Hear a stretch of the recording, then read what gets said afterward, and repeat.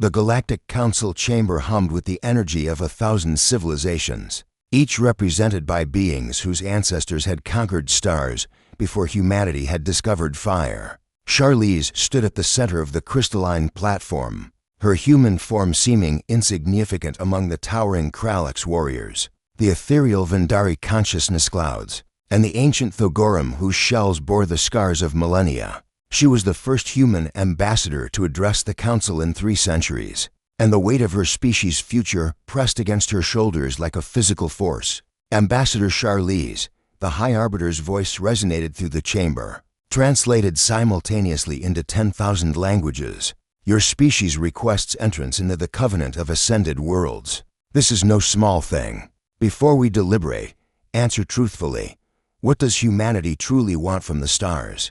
It was a ritual question, asked of every species that sought membership. Most answered with carefully prepared speeches about peace, prosperity, and mutual advancement. Charlize had memorized such a speech herself, vetted by Earth's finest diplomats and political strategists. But as she opened her mouth to recite those polished words, something stopped her. Perhaps it was the exhaustion from 3 months of negotiations. Perhaps it was the memory of Halston's face when she'd left Earth, the way his eyes had held both pride and worry. Or perhaps it was simply that she was tired of pretending humanity was something it wasn't. We want to matter, she said quietly. The chamber fell silent. Even the ambient hum of technology seemed to pause.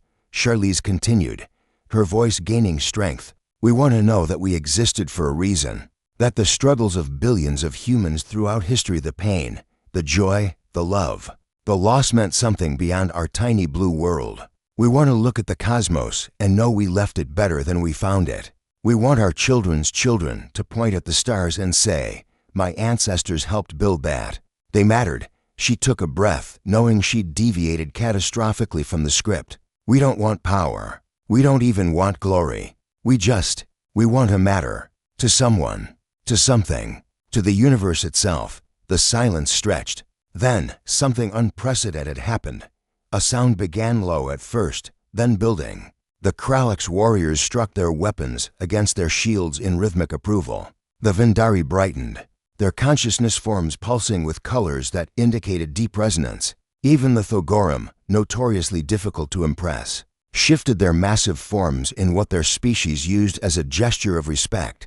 The High Arbiter rose from his seat, his ancient eyes fixed on Charlize. In 10,000 years of Council history, no species has answered thus. All have spoken of trade, of technology, of advancement. But you have spoken a truth that resonates with the oldest law of the universe. He gestured, and holographic script materialized in the air, glowing symbols in a language Charlize didn't recognize but somehow understood.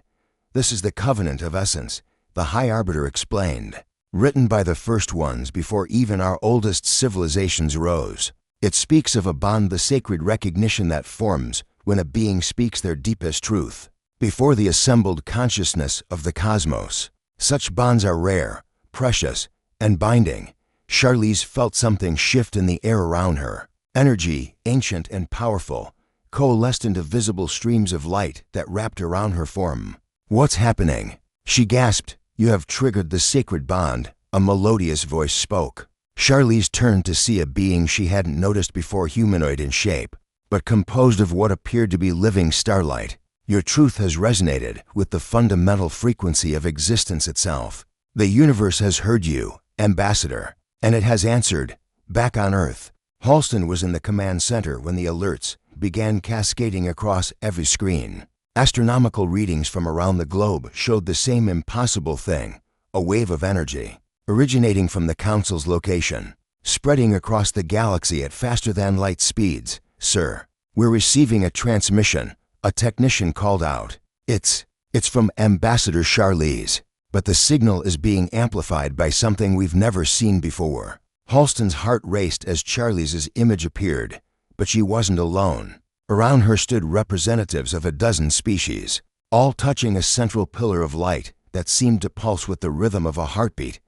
Halston. Charlize's voice came through, tinged with wonder and something like tears. I don't fully understand it yet, but I've established a sacred bond. The Council says it's never happened with a species so young. They say it means humanity's desire to matter has been recognized by the universe itself. The being of starlight stepped into view. I am Ethos, guardian of the sacred bonds. Your ambassador has spoken truth that echoes the fundamental yearning of all conscious life. In doing so, she has bound humanity to the covenant not through politics or treaty, but through the oldest law of existence. What does that mean for us? Halston asked, his voice barely steady. It means, Ethos replied, that humanity will matter, not because you conquered worlds or built empires, but because you dared to be honest about your deepest fear and greatest hope. The sacred bond ensures that your species will contribute to the cosmos in ways that align with your truth. You will be teachers of meaning, guardians of purpose, and reminders to ancient civilizations that have forgotten why they reach for the stars. In the first place, Halston saw tears streaming down Charlie's face, not of sorrow, but of overwhelming relief. We matter, she whispered. We actually matter.